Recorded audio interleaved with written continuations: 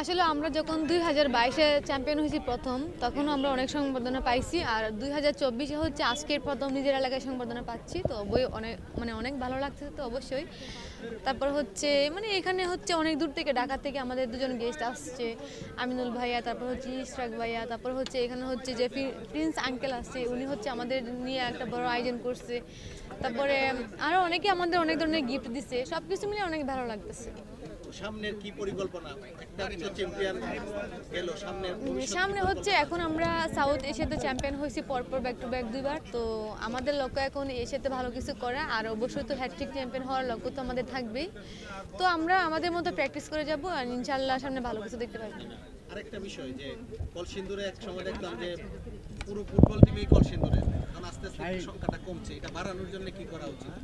আসলে এটা আপনারাও জানেন যে হচ্ছে আমরা একসময় হচ্ছে ন্যাশনাল টিমে আমরা 14 জন ছিলাম, একই গ্রামের একই স্কুলের।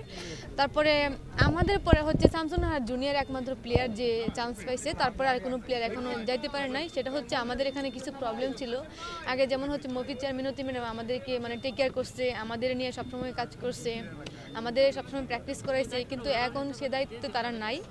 আর হচ্ছে এখন সম্ভাবনা খুবই কম আমাদের এখানে ওইরকম প্লেয়ার বের হওয়া বা ন্যাশনাল টিমে খেলা ওইরকমই দেখতেছি না।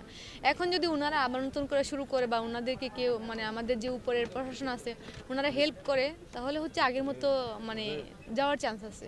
আসলে প্রথমে ধন্যবাদ জানাই যারা হচ্ছে আজকের এই আয়োজনটা করছে আমাদের জন্য, আমাদের তো সংবর্ধিত করছে। আমার এবং আমার সবাই যারা আছে তাদের অনেক ভালো লাগতেছে। তো এলাকাতে আসলে সংবর্ধনা পাইলে আমাদের জন্য অনেক ভালো লাগে যে আমাদের এলাকা আমাদের জন্য অনেক কিছু করতেছে। তো এটার জন্য অনেক ভালো লাগতেছে আজকে সংবর্ধনা পেয়ে। যারা এত কষ্ট করে আমাদের জন্য আয়োজন করেছেন, আর যারা অনেকেই আসছে দূর দূরান্ত থেকে আমাদেরকে দেখার জন্য, তো আমরা খুব খুশি, তো খুব ভালো লাগছে এটাই। আর আমরা আসলে যে এত স্ট্রাগল করে যে আমরা যে একটা পর্যায়ে গেছি, যে চ্যাম্পিয়নে হয়েছি, তো সেটা আসলে অনেক কষ্টের ছিল।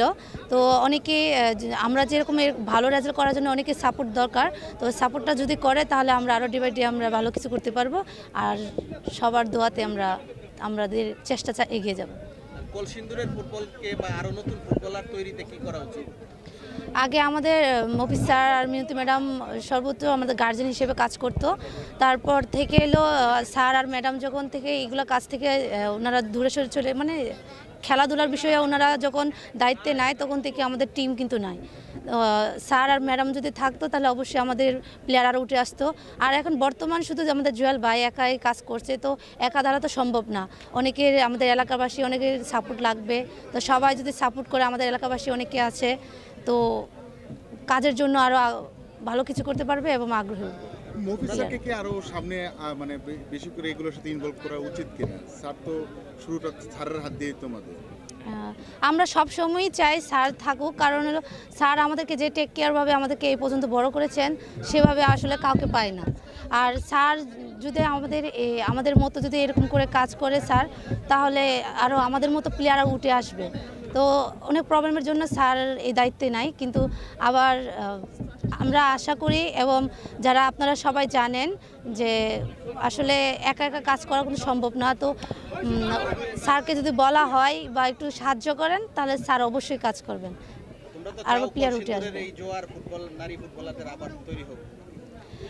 এইটা যদি হয়, আমরা যেভাবে উঠে আসছি সেভাবে যদি এখন ধারাবাহিকতা ধরে রাখে, তাহলে আমাদের থেকে আরও ভালো ভালো প্লেয়ার উঠে আসবে, এবং আপনারা দেখতে পারবেন যে বাংলাদেশকে আরও অনেক কিছু দিয়েছে।